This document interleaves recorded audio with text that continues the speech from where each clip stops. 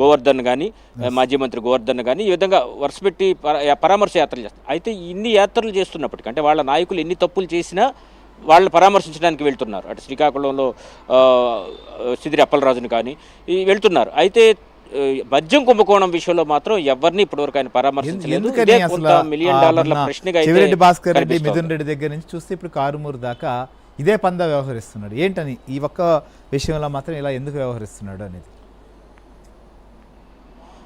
అంటే మిగతా కేసులన్నీ విషయానికి తీసుకుంటే కనుక డైరెక్ట్గా గవర్నమెంట్కి లింక్ లేవు ఆ కేసులన్నీ కూడా. ఇప్పుడు సిదిరి అప్పలరాజు కేసు ఉంది, వాళ్ళ అబ్బాయి చేసిన తప్పిదాన్ని కప్పిపుచ్చేందుకు ఆయన చేసిన ప్రయత్నంలో భాగంగా ఆయన కేసులో ఇరుక్కున్నాడు కాబట్టి అది గవర్నమెంట్తో సంబంధం లేదు. అదే అదే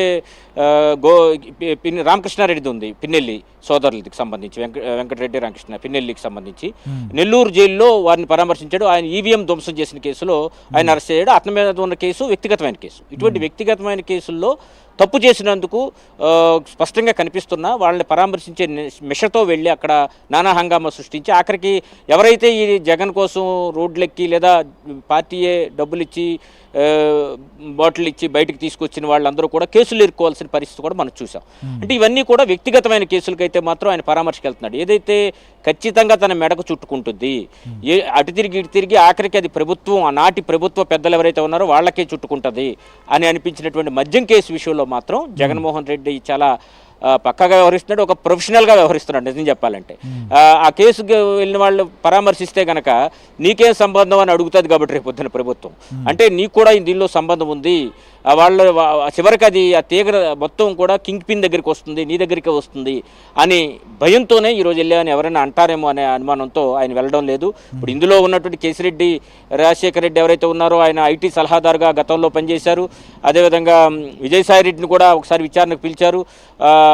అదేవిధంగా మిగిలిన బడా నాయకులు ఎవరైతే ఉన్నారో ఇప్పుడు కారుమూరి నాగేశ్వరరావు మద్యం రవాణాకు సంబంధించి కారుమూరి నాగేశ్వరరావు, కారుమూరి సునీల్ కూడా ఇప్పటికే ఈడీ అరెస్ట్ చేసింది.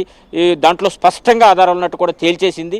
వీళ్ళు ఎవరి దగ్గరికి మాత్రం జగన్మోహన్ రెడ్డి పరామర్శకు వెళ్ళట్లేదు. ఎందుకంటే పరామర్శకు వెళ్తే ఆ కేసు చివరికి చుట్టుకునేది తన మెడకే అనేది, ఎందుకంటే ప్రభుత్వం దీని వెనక ఉంది కాబట్టి. అంటే మద్యం అమ్మకాలు కానీ, మద్యం నియంత్రణ కానీ, మద్యం ఉత్పత్తి కానీ మొత్తం ప్రభుత్వ నియంత్రణలో జరిగింది, నాటి ప్రభుత్వ పెద్దల నియంత్రణలోనే జరిగింది.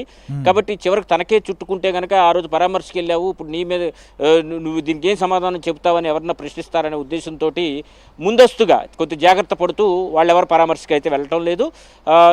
ఈరోజు కూడా మీడియా సమావేశంలో కూడా ఈ అంశాలు పెద్దగా ప్రస్తావన కూడా ఎక్కడ చేసినట్టుగా అయితే కనిపించలేదు. మిగతా అంశాలు, ఎల్నినో అంశాలు, కరువు అంశాలు ఇవన్నీ కూడా మాట్లాడారు తప్పించి జగన్మోహన్ రెడ్డి ఇప్పుడు కారుమూరి నాగేశ్వరరావు అరెస్ట్ అయిన తర్వాత ఆయన గురించి మాట్లాడాలి, ఆయన గురించి పరామర్శకు వెళ్తానని చెప్పాలి, అటువంటిది ఏమీ కనిపించాల. ఈరోజు నేను అంటే ఈ మధ్యన ప్రెస్ మీట్లు ఆయన గంటల తరబడి పెడుతున్నారు కానీ నేను దాదాపు చాలా వరకు కూడా ఫాలో అయ్యాను. ఎక్కడ కూడా కారుమూరి నాగేశ్వరరావు అరెస్టు వ్యవహారం కానీ నేను చూసినంత వరకు అయితే అక్కడ మెన్షన్ చేసినట్టయితే కనిపించదు. ప్రభుత్వానికి డైరెక్ట్ రిజర్వేషన్ల గురించి మాట్లాడారు, డిఎస్సి గురించి మాట్లాడారు, కానీ మీరు అన్నట్టుగా కారుమూరి అంశాన్ని మాత్రం టచ్ చేయాలి.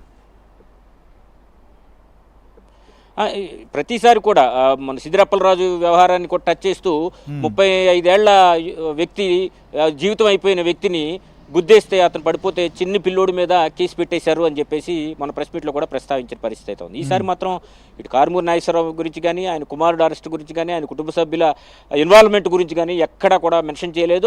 ఆయన కూడా బీసీ నేత నిజానికి కారుమూరి నాగేశ్వరరావు.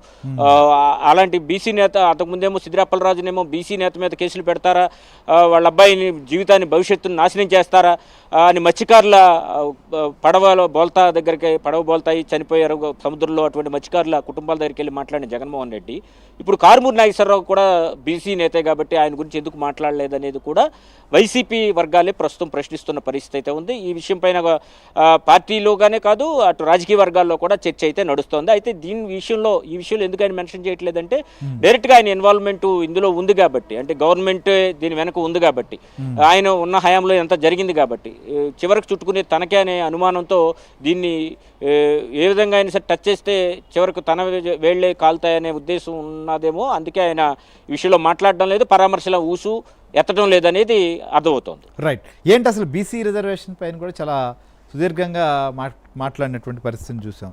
ఏంటి జగన్మోహన్ రెడ్డి ఏం చెప్పదలుచుకున్నాడు బీసీ రిజర్వేషన్ సంబంధించిన విషయం పైన? గతంలో ఆయన చేస్తామని చెప్పి అది జరగల. సరే కోర్టుకు వెళ్ళారు, హైకోర్టు కానీ సుప్రీంకోర్టులో కూడా కొట్టేశారు. ఇప్పుడు చెప్తున్నటువంటిది ఏంటి అసలుకి? సో అప్పుడు ఆయన అధికారంలో ఉన్నారు, మళ్ళీ ఇప్పుడు అదే విషయాన్ని మళ్ళీ కూటమి ప్రభుత్వం తప్పు చేసింది, అప్పుడు కూడా వీళ్ళే అడ్డుపడ్డారు.